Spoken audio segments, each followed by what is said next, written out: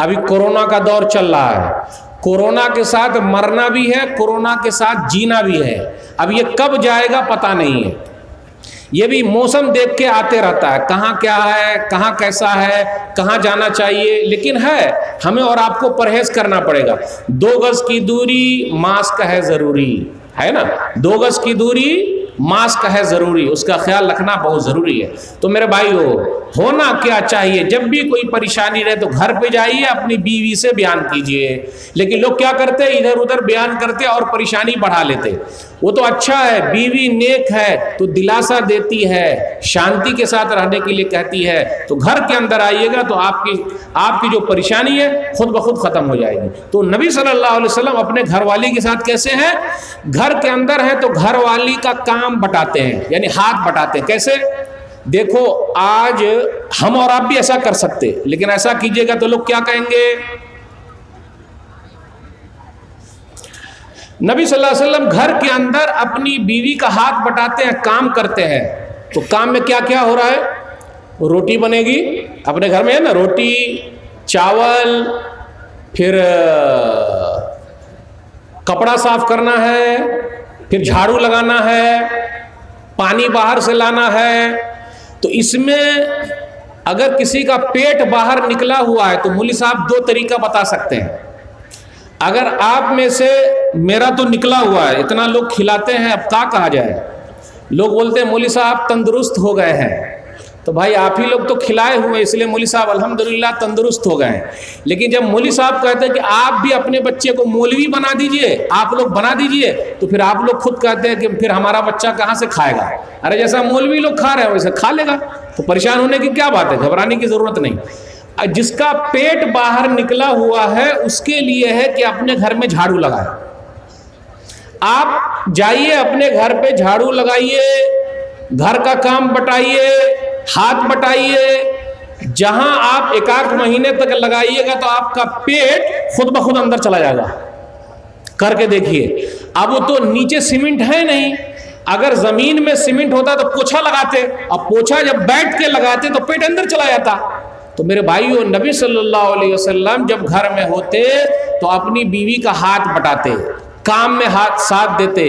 तो कभी कभी ऐसा भी होना चाहिए, चाय बनाना सीख जाइए। चाय मैं बनाऊंगा आज, चावल मैं बनाऊंगा, भात मैं बनाऊंगा, दाल मैं बनाऊंगा। ऐसा सीखेंगे तो सामने वाली का भाव जरा कम हो जाएगा। भाव मतलब भाई उनको बनाना आता है, खाना वो बनाना जानती है। अगर आप बनाना जान जाएंगे, खाना पकाना जान जाएंगे तो टेंशन नहीं रहेगा, आप भी बना सकते हैं।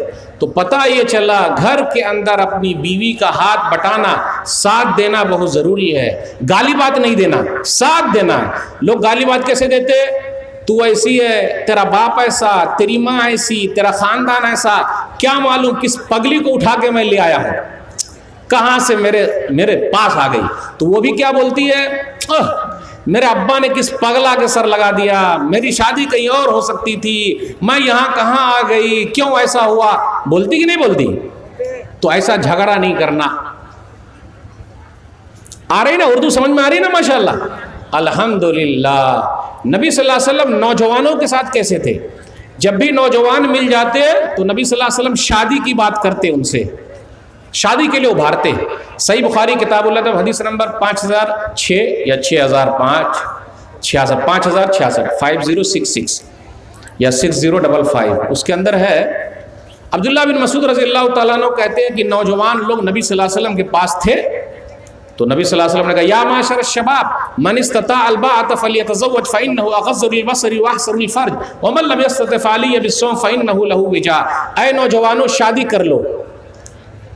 आज अब आप लोगों के इलाके में क्या, ये तो मैं नहीं जानता, लेकिन आज शादी बहुत लेट हो रही है। और शादी में आप लोगों के यहाँ शायद दान दहेज नहीं लिया जाता है, ये पता नहीं। दान दहेज है आप लोगों के यहाँ?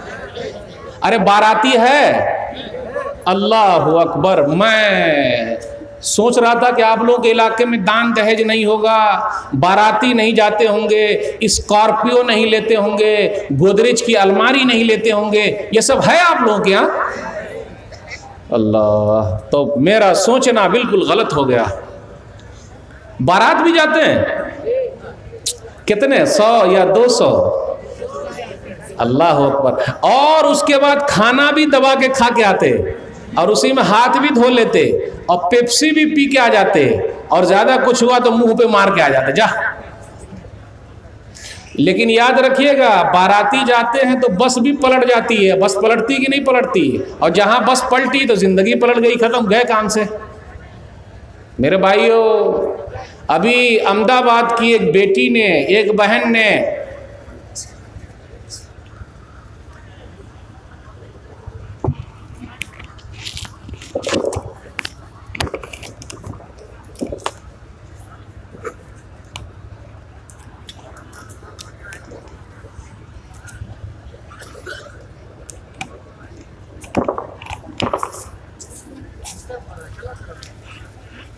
अहमदाबाद की एक बेटी ने, एक बहन ने सुसाइड कर लिया है।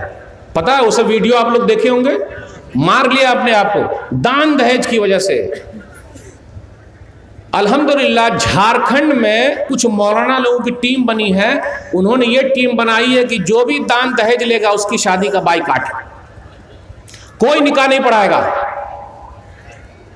आप लोगों के यहां भी उलमा वैसे, जहां डीजे बजेगा, गाना बजेगा, उसके घर खत्म, निकाह नहीं पढ़ाएंगे। मेरे भाई, नबी सल्लल्लाहु अलैहि वसल्लम नौजवानों को देखते, उभारते, नौजवानों शादी कर लो। आज शादी मुश्किल है। जिना, बलात्कार, गलत काम बहुत आसान है, बहुत आसान है। कहां देख रहे हैं? मकई का खेत, वो गेहूं का खेत, वो चावल का खेत, वो बांस के पीछे, वो उसको क्या बोलते हैं आप लोग जिसको जानवर खाता? पुआल बोलते हैं क्या उसको? पुआल, पुआल, सही। वो पुआल, उसके यहाँ सुराख करके, वो कहाँ का? मोबाइल पर। ये सब कहाँ जा रहे हैं भाई? कौन कर रहा है ये सब? अल्लाह का डर पैदा कीजिए, शादी जल्दी कीजिए और जल्दी करवाइए। नबी सल्लल्लाहु अलैहि वसल्लम उभारते।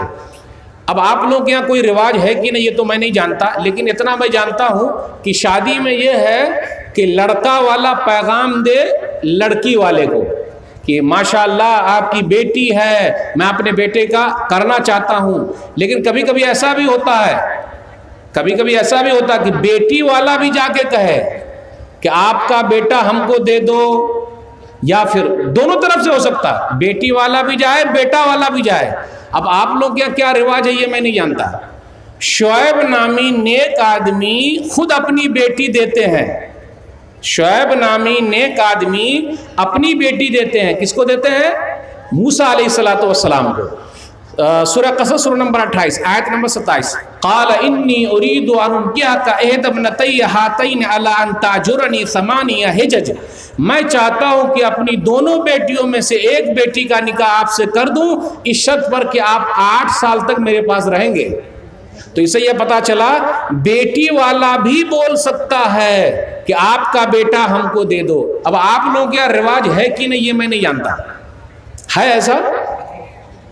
कोई बोल ही ना रहे, लग रहा है ये उर्दू नहीं आई समझ में। वहां बोल रहे हैं नहीं है, ये लोग बोल रहे हैं कि है। बेटी वाला भी जा सकता है भाई, ये कुरान की आयत दलील है। बेटा वाला तो आता ही है, लेकिन बेटी वाला भी बोल सकता।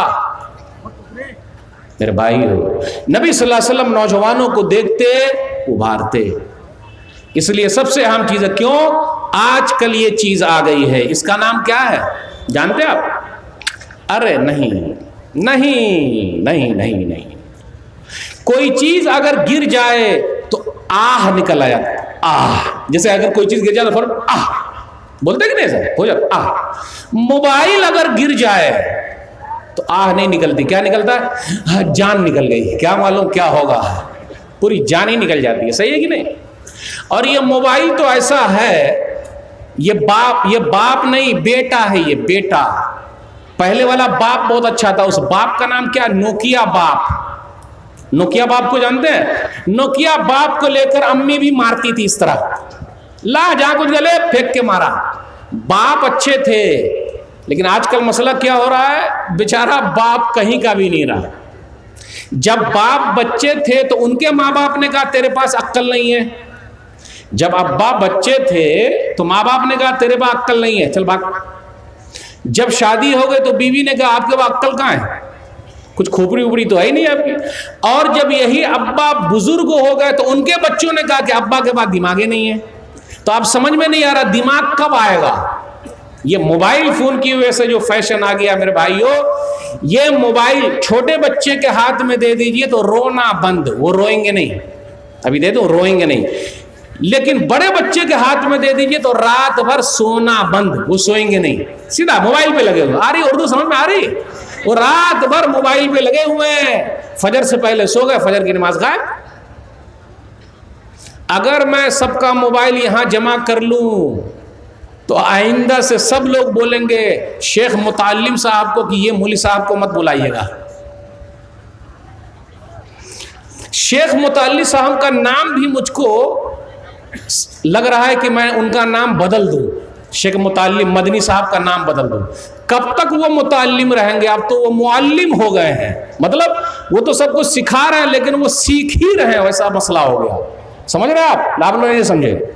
सीखना सिखाना माशाअल्लाह ये पूरा चमन बसा दिया है। अल्हम्दुलिल्लाह, दुआ करते रहे सबके लिए। और आप लोगों का हाथ, बुजुर्गों का साथ तब बनेगी बात, फिर खाएंगे दाल भात। अल्हम्दुलिल्लाह, वो तो खाते ही हैं अल्हम्दुलिल्लाह। तो माशाअल्लाह अल्हम्दुलिल्लाह नबी सल्लल्लाहु अलैहि वसल्लम का अखलाक नौजवानों के साथ, बच्चों के साथ कैसा है, हमें और आपको भी वैसा करना पड़ेगा। आइए बच्चों के साथ नबी सल्लल्लाहु अलैहि वसल्लम कैसे हैं वो एक हदीस सुनाना चाहता हूँ। सुनन नसई किताब तत्बीक हदीस नंबर 1142। नबी सल्लल्लाहु अलैहि वसल्लम मस्जिद के अंदर आए, मगरिब या इशा की नमाज है, अपने नवासे नाती को लेकर आए, हसन या हुसैन रज़ियल्लाहु ताला अन्हु को लेकर आए। जैसे सजदे में गए, हसन या हुसैन रज़ियल्लाहु ताला अन्हु पीठ पर आकर बैठ गए। आप देखिएगा छोटे छोटे बच्चे पीठ पर बैठ जाते हैं तो कितनी माँ क्या करती है, उसको नाखून काट के ऐसा चुटकी काट के इस तरह भगा देती है। अब मस्जिद में नबी सल्लल्लाहु अलैहि वसल्लम हैं और वो पीठ पर बैठ गए और सजदा लंबा। अगर आज हमारी मस्जिद में छोटे छोटे बच्चे आए तो मुतवल्ली साहब भगाएंगे, रे किसका बेटा है रे, लाठी से भगाएंगे। कौन है, काहे लाया? अल्लाह के वास्ते अपने बच्चों को मस्जिदों से ना भगाइए, मस्जिद में शोर होने दीजिए, आगे चल के यही बच्चे मस्जिद की देखभाल करेंगे। लेकिन कुछ मुतवल्ली साहब क्या करते, भगा देते। कुछ मुतवल्ली साहब भगा देते हैं।